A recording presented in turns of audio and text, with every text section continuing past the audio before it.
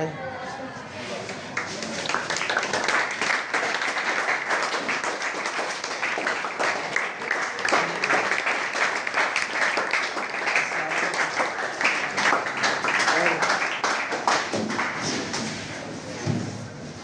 तो केमिस्ट्री को हम आसान तरीके से किस तरह याद कर सकते हैं?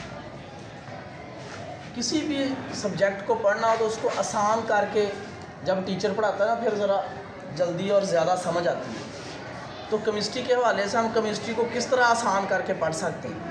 पता है आपको किस तरह आसान करके पढ़ सकते हैं? या हमारे लिए केमिस्ट्री किस तरह आसान हो सकती है कि हमें जल्दी याद हो जाए? तो बेटा इसमें सबसे पहला पॉइंट ये है कि आपने केमिस्ट्री के बेसिक कंसेप्ट जो है, बुनियादी तस्वुरात, उनको आपने सीखना। अब बेसिक कंसेप्ट में कौन सी चीज़ें आती हैं? बेसिक में बेटा एटम क्या है, मॉलिक्यूल क्या है, एलिमेंट क्या है, इन तमाम को पहले आपने इनको डिफ़ाइन, इनकी डेफिनेशनें जो है वो आपने अच्छी तरह इसको याद करना। जब आप इस बेसिक को याद कर लोगे तो फिर आपके लिए केमिस्ट्री आगे आसान हो जाएगी। तो सबसे पहला पॉइंट क्या बोला मैंने, इसकी वैलेंसीज भी आपने याद कर लेनी। इससे ये होगा कि आपकी बुनियाद बन जाएगी। जिस तरह एक मकान बनाते हैं उस आराम से केमिस्ट्री को याद कर लेंगे। तो सबसे पहला पॉइंट बेटा क्या है?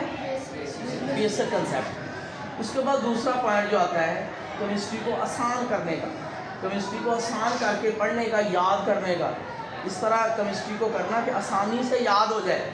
तो हमारे लिए दूसरा कंसेप्ट ये है, दूसरा पॉइंट ये है, दूसरा स्टेप ये है कि आप इसके बारे में, केमिस्ट्री के बारे में प्रैक्टिकल जो सा भी आपको रिएक्शन पढ़ाया जाता है उसको लैब में जाके उस्ताद मोहतरम से कहेंगे सर हमें करके दिखाएं। फॉर एग्जांपल अगर आप एसिड और बेस को ले रहे हैं तो आप एसिड और बेस के अंदर, एसिड में और बेस को आप मिलाएं। आपके पास आप बुक में पढ़ते हैं एसिड और बेस को मिलाने से साल्ट और वाटर बनता है। तो जब आप लैब में जाएंगे तो लैब में जाके एसिड और बेस को जब आप मिलाएंगे तो आपके सामने वाटर और साल्ट बन जाएगा। तो साल्ट वाटर के अंदर होगा, फिर आप वाटर को एवेपोरेट करोगे तो आपके पास साल्ट आ जाएगा फिल्टर पेपर पे। तो जब आप एक दफ़ा चीज़ देख लोगे अपनी आंखों से और करके देखोगे प्रैक्टिकली, अमली तौर पे, तो फिर आपको केमिस्ट्री मुश्किल नहीं लगेगी, आसान हो जाएगी। तो केमिस्ट्री को आसान करके पढ़ने का तीसरा स्टेप बेटा ये है कि आप ग्रुप स्टडी करें।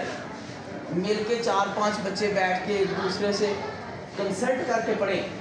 ग्रुप स्टडी करने से जो जिसके कंसेप्ट वीक होंगे वो दूसरा शेयर कर देगा, उसको ज़रा पढ़ने में फिर मज़ीद आसानी हो जाएगी, याद करने में।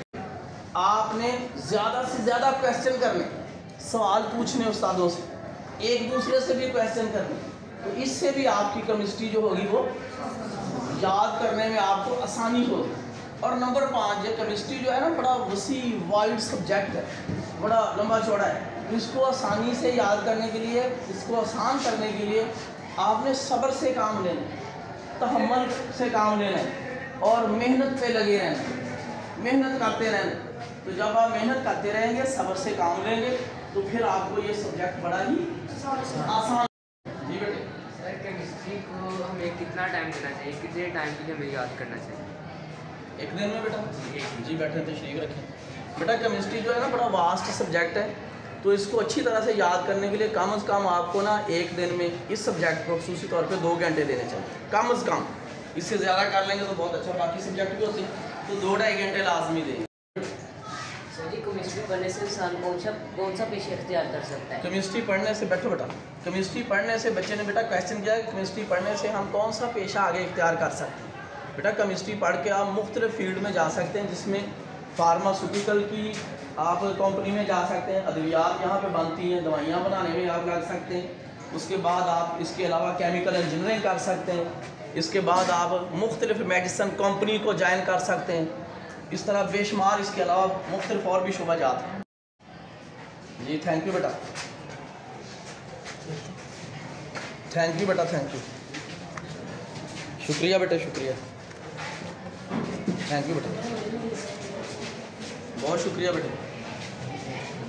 थैंक यू बेटा, बहुत शुक्रिया बेटा, थैंक यू बेटा, थैंक थैंक यू बेटा, शुक्रिया बेटा, शुक्रिया, थैंक यू बेटा, बहुत शुक्रिया, बहुत शुक्रिया, थैंक यू बेटा, थैंक यू बेटा, थैंक यू, बहुत शुक्रिया, थैंक यू बेटा, थैंक यू बेटा। नवाजा है, आपकी मोहब्बतों का बहुत शुक्रिया। मैं आपको हमेशा याद रखूँगा कि आपने इतनी रिस्पेक्ट दी और आपके लिए आइंदा फ्यूचर के लिए मैं दुआ गो हूँ। बहुत शुक्रिया बेटा।